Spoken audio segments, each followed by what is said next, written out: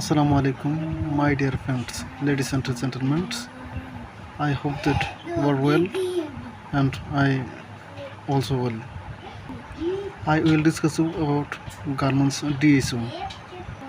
I hope you will watch the full video. No more delay, come to the main point.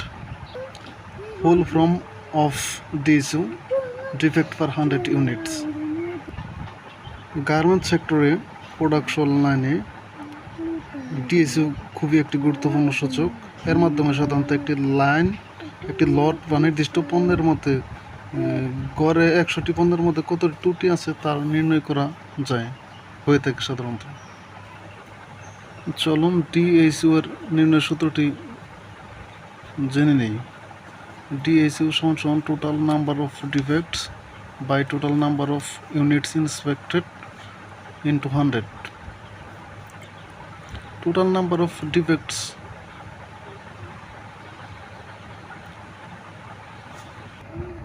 DSU এর সূত্র অনুযায়ী একটি উদাহরণ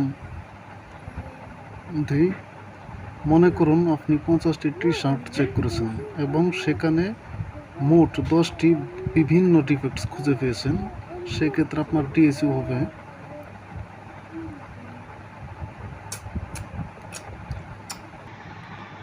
15টি বিভিন্ন ডিফেক্ট পেয়েছেন। সেক্ষেত্রে আপনার ডিএসইউ হবে 30%।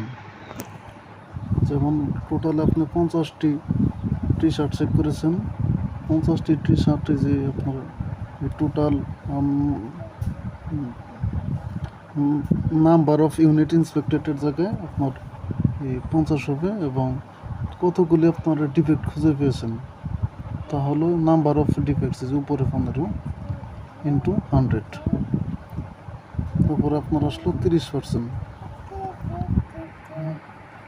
ঠিক এভাবেই আপনার ডিএসইউ নির্ণয় করা হয়। ধন্যবাদ।